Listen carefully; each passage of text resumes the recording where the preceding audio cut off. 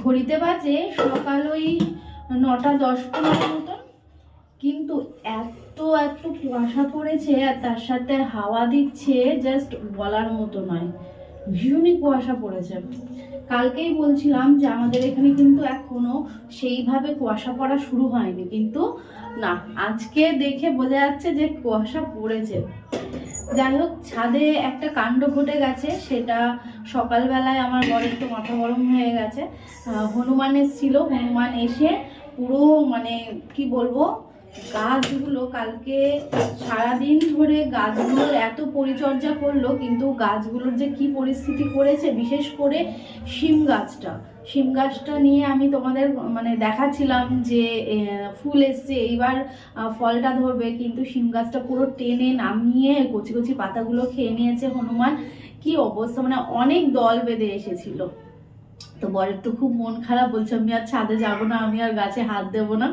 স্বাভাবিক, একটা শখের জিনিস বলে কথা, নিজের হাতে সমস্ত কিছু গোছাচ্ছে, ঠিকঠাক করছে, পরিচর্যা করছে, ও সেই জায়গায় যদি ক্ষতি হয় স্বাভাবিক খারাপ লাগে, তাই না? যাই হোক, আর কি করা যাবে, ওদেরও খিদে পেয়েছে। সামনে দেখো কলা বাগান রয়েছে, আমাদের কলা বাগানে কত কলা রয়েছে, তো এখান থেকে তো এক কাঁদি কলা নিয়ে খেতে পারে, যেটা ওদের খাবার, কিন্তু না, পুরো ছাদে গিয়ে পুরো তছনছ করে দিয়েছে। আমাকে আমার বর বলছে তুমি যাও গিয়ে একটু দেখে এসো কি পরিস্থিতি করেছে। আমি এখন যাবো না, এত ঠান্ডা হাওয়া দিচ্ছে, কুয়াশা নেমেছে, আমি একেবারে জামা কাপড়গুলো রয়েছে, জামা কাপড়গুলো মেলতে যাব, তখন গিয়ে দেখে আসবো। আওয়াজ পাচ্ছ, ছেলে উঠে পড়েছে। হ্যাঁ, ছেলে অনেকক্ষণ আগেই উঠেছে, উঠে আমাদের ডাকছে, বুঝলে, আমাদের দুজনকেই ডেকে যাচ্ছে, ওই ওই ওই করে করে ডেকে যাচ্ছে। তারপর গিয়ে আর কি আমরা উঠলাম, তারপর পাশের বাড়ির দিদি বললো যে দেখ ছাদে হচ্ছে হনুমান এসছে, তারপরে গিয়ে আমরা সবাই মিলে উঠলাম আর কি। হ্যালো এভরিওয়ান, গুড মর্নিং, কেমন আছো তোমরা সবাই? আশা করছি সবাই ভালো আছো। নতুন দিন, নতুন সকাল, নতুন একটা ব্লগে তোমাদের সবাইকে অনেক স্বাগত আর অনেক ভালোবাসা জানিয়ে দিনটা শুরু করলাম রান্নাঘর থেকে। তো চলো আজকের দিনটার সঙ্গে থাকো আর দেখতে থাকো আজকের ব্লগটা। সকাল সকাল রান্নাবান্না সেরে, কালকে যেহেতু বেরোনো হয়নি বিকেলবেলা, আজকে হয়তো বেলার দিকে বেরোতে হবে। ওই যে বললাম, হাতে আর মাত্র কটা দিন, তো এবার অনেক কিছু এখনো বাকি রয়ে গেছে। এবার আমার বর আমাকে না নিয়ে গেলেও হবে না, এবারে ছেলেকে রেখে যাবার, এখন ছেলে বড় হয়েছে তখন থাকতে চায় না, এটাই হয়ে যায় সমস্যা। তো ঘুমোলে তারপর আমরা বেরোতে পারবো আর কি, ওর সামনে দিয়ে বেরোনো যাবে না। চলো, শনিবারে নিরামিষ রান্না বান্না শুরু করা যাক। পাশের বাড়ি থেকে দিয়েছিল থোড়, তো সেই থোড়টা দুদিন ধরেই ভাজা খাওয়া হচ্ছে। এর আগেও একদিন করা হয়েছিল, আর আজকে বাকিটা। থোড়ের মধ্যে একটু আলু দিলে না বেশ মাখা মাখা হয় আর ভালো লাগে, তো আজকে ওই জন্য একটু আলু দিলাম। এদিকে দেখো, কালো জিরে ফোড়ন দিয়ে আলুটাকে নুন হলুদ দিয়ে ভালো করে ভেজে নেব, তারপর একটু ভাজা ভাজা হলে দিয়ে দেবো হচ্ছে এর মধ্যে থোড়টা। আর থোড়টাকে কি করব জানো, একটুখানি লবণ দিয়েছি, দিয়ে এইভাবে হাত দিয়ে একটু মেখে নিচ্ছি। এভাবে মেখে নিলে থোড়টা একটু নরম হয়, নাহলে এই থোড় ভাজতে কত যে সময় লাগবে। এই থোড়, লাউ, চাল কুমড়ো এইগুলো ভাজতে একটু সময় লেগে যায়। তার সাথে হচ্ছে ওই কি বলে ওটা, মূলোর পাতা, এগুলো নরম হতে চায় না চটজলদি। তো এইভাবে নুন দিয়ে যদি একটু মেখে নেওয়া যায়, তাহলে কিন্তু জলটাও ছেড়ে যায়, আর এই জিনিসগুলো মানে এই থোড়, লাউ এগুলো একটু নরম হয়ে যায়। তো দেখো, এবার আমি কিন্তু তেলের মধ্যে দিয়ে দিলাম, দিয়ে একসাথে আলুর সাথে কিন্তু ভাজা ভাজা করে নেবো। আর এর মধ্যে একটু তেলটা বেশি দিয়েছি, কারণ থোড়ে না তেলটা অনেকটা টেনে নেয়, মানে ভাজাটাও তো হতে হবে। তো প্রথমে যদি তেলটা টেনে নেয় তাহলে ভাজাটা কিসে হবে। তো একটু তেলটা বেশি দিয়ে যে এখন ভাজা ভাজা করে নিচ্ছি। তো এটা জাস্ট কালো জিরে আর হচ্ছে কাঁচা লঙ্কা, নুন হলুদ দিয়ে নর্মাল যেমন ভাজা করে সেইভাবেই ভাজা করব। তো থোড় তো আমার মনে হয় এইভাবেই করে, আর কোনো কিছু রেসিপি আছে কিনা জানি না। তবে হ্যাঁ, অনেকেই আবার নিরামিষ তরকারি, পাঁচমিশালি তরকারি হলে তার মধ্যেও দেখেছি থোড় দেয়। তবে আমার আবার ওইটা মানে পছন্দ হয় না, এই থোড় ভাজাটাই বেশি ভালো লাগে। এদিকে রয়েছে ছেলের জন্য গরম জল, আর গরম জলটাকে কিন্তু আমি এইভাবে ছাঁকনির মধ্যে ছেঁকে তারপরেই কিন্তু ফ্লাক্সের মধ্যে ঢালি।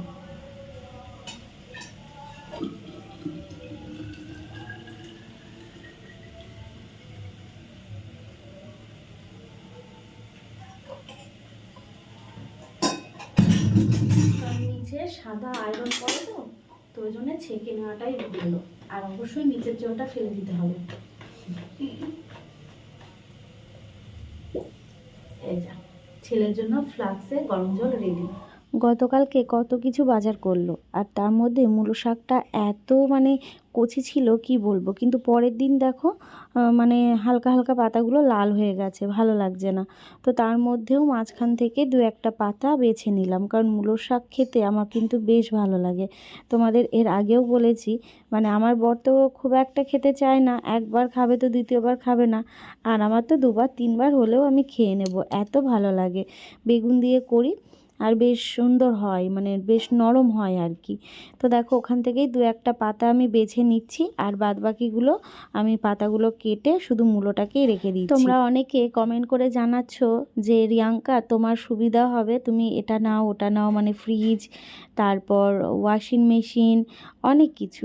জানি তোমরা আমার সুবিধার্থেই বলছো, কারণ আমার যেহেতু কোনো হেল্পিং হ্যান্ড নেই, আর আমার বড় সারাদিন বাড়িতে থাকে না, পুরোটাই একাই আমায় সামলাতে হয় বাড়িতে সমস্ত কিছুই।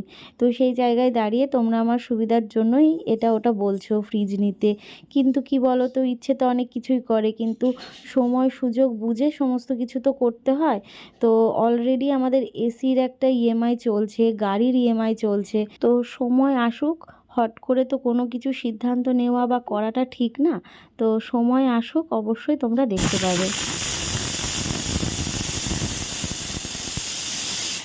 ওদিকে কিন্তু প্রেশার কুকারে ছেলের জন্য ভাতটাও করে নিলাম, আর এদিকে মশলা কষিয়ে ফুলকপি আলুটাকে কষিয়ে নিচ্ছি। চলো ছাদে আসলাম তরকারিটা বসিয়ে দিয়ে। কোথায়? এই তো দেখো গাছের অবস্থা। এ মা, এই দেখো একটা পাতা আছে গাছের মধ্যে, কি সুন্দর ঝাঁকড়া কাঠ হয়ে যাওয়া, ফুল কত দেখো গাছ মাথা কই। আর একটা গোলা, এই যে ইস, টানি টানি মুচড়া মুচড়া খাইছে। শিম গাছটা দেখে, ই মা, শিম গাছে এখন তুললাম তাই দেখো যেখানে নিচে পড়ে আছে অবস্থা দেখো, আর খেয়েছে বাদ বাকি গুলো টানে মুচড়ে মুচড়ে। এই দেখো ফুল টুলগুলো সব ইয়ে করে দিয়েছে, এই দেখো ফুলগুলো পড়ে রয়েছে।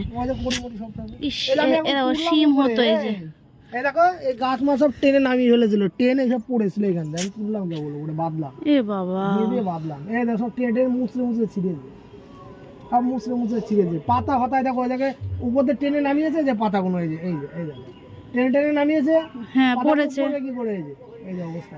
এই তো এই যে ডাল ভেঙে দিয়েছে, এই যে সব ভেঙে, ও কিছুই না, এই দেখো এই দেখো আমি তো তুললাম উপরে তাই, এই দেখো এ মা, সব কাটা সব ভাঙা। এই দেখো এদের এখান থেকে ছিঁড়ে বেড়েছে, মোটা ডাল টেনে ছিঁড়েছে, ফাটিয়ে ফেলেছে। এই তো এই এই পাশে, দেখো এই যে এই দেখো এই দেখো অবস্থা। এই দেখো আমি এই দেখো এই দেখো কি বলবো বলো, সবে ফুল ফুটেছে কালকে মানে 3-4টে। হ্যাঁ এতদিন ধরে কড়ি হয়ে রয়েছে, সবে ফুল ফুটেছে, ও দেখো পড়ে রয়েছে, পুরানো শেষ করে দিয়েছে। আর বাদ বাকি খেয়েছে মুচড়ে মুচড়ে, পাতাগুলো সবুজ ছিল না, লক লকে সবুজ। ও যে ফুল নিচে পড়ে রয়েছে গোড়ার মধ্যে, এই যে ফুল ফুটেছে, এই দেখো হ্যাঁ এই দেখো ফুল ফুটছে। ওয়েদারটা দেখতে পাচ্ছ, দেখো সাদা, আরো সাদা ছিল। আমরা মানালিতে এসেছি, মানালিতে হনুমানের উপদ্রব আছে প্রচুর।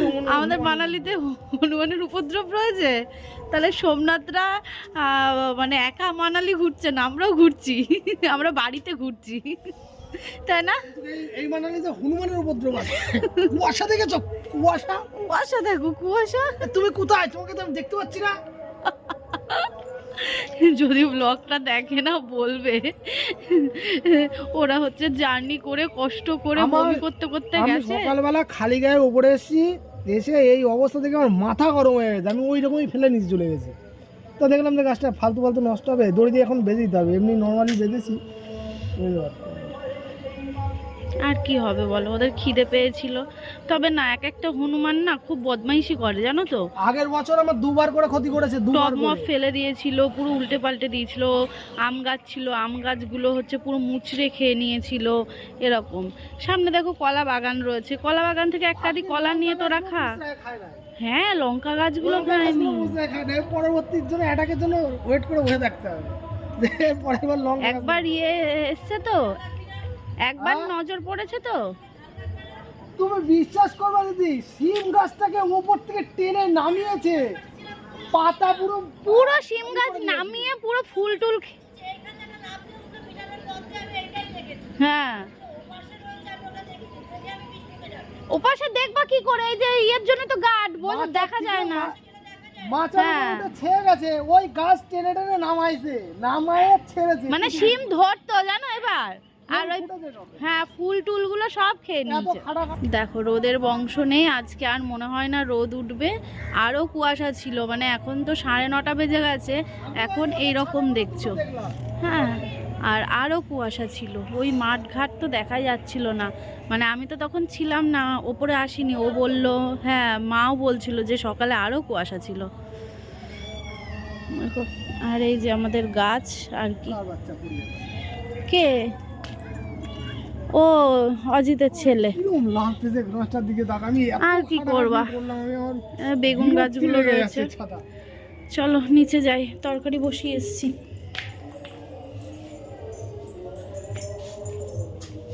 জামা কাপড়গুলো এখন দিলাম না, কারণ এখন ফালতু কুয়াশা রয়েছে। জামা কাপড়গুলো থাক, পরে দেওয়া যাবে। ওই যে চেয়ারে রয়েছে, এই জামা কাপড়গুলো এখন আর দিলাম না, ছেলে ঘুমিয়ে পড়েছে।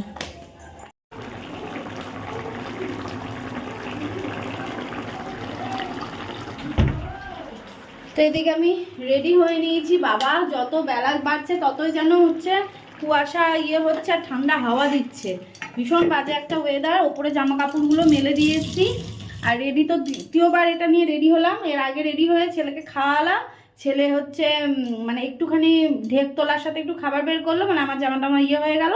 আবার চেঞ্জ করে এই যে আমি আবার রেডি হয়ে নিয়েছি। তো ছেলে এখন ওই ঘরে রয়েছে, মায়ের খাওয়া হয়ে গেছে, আমরা দুজন খাইনি।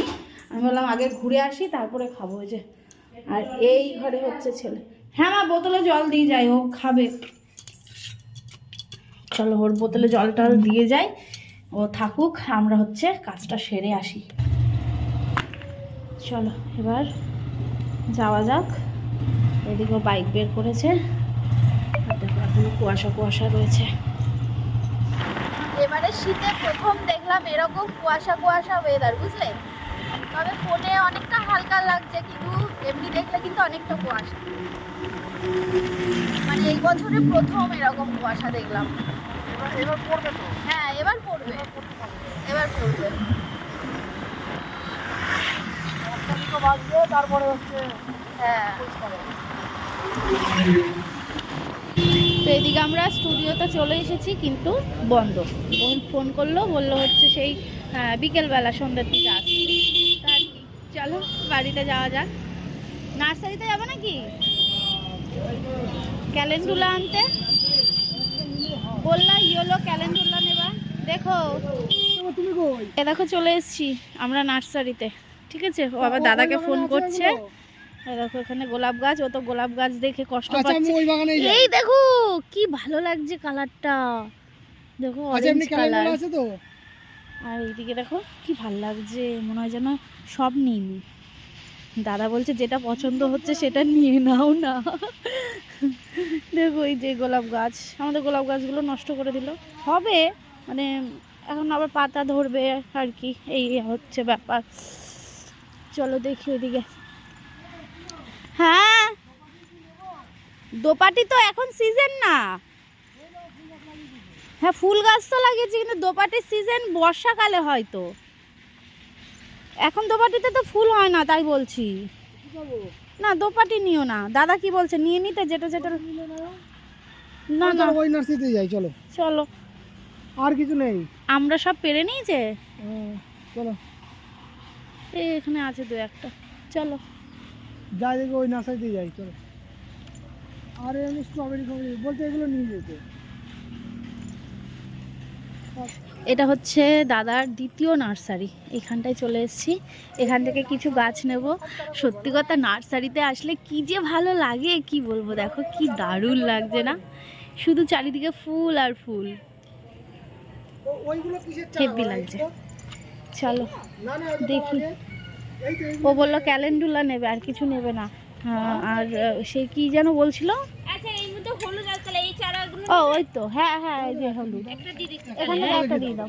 তাহলে আমার আমাদের বাড়িতে লাল কালার রয়েছে, এখন হচ্ছে ইয়েলো কালার নেব। এই দেখো এই ইয়েলো কালারের ক্যালেন্ডুলাটা নিলাম। চলো এবার বাড়ি যাওয়া যাক। আজকে রান্না হয়েছে ফুলকপি আলুর তরকারি, থোড় ভাজা, আর সাথে ছিল মূলোর শাক ভাজা। তো আমার বর মূলোর শাক খাবে না বলে ওর জন্য এই দুটো জিনিসই দিলাম। সকাল থেকে তো রোদ হয়নি, শেষ বেলায় গিয়ে হালকা রোদের ছটা দেখা দিচ্ছিল। যাই হোক, জামা কাপড় কিছু শোকায়নি, ঠান্ডা ঠান্ডাই হয়ে রয়েছে। আর এই যেগুলো জল ঝরা সেগুলো একটু জল ঝরেছে, আর তাছাড়া এই যে এদিকেই রয়েছে এগুলো হচ্ছে ওই ঠান্ডা ঠান্ডাই হয়ে রয়েছে গো। বাবা যা ঠান্ডা লাগছে আজকে, প্রচণ্ড ঠান্ডা লাগছে। চলো এই যে জামা কাপড়গুলো তুলে নিই, ফোন আসছে।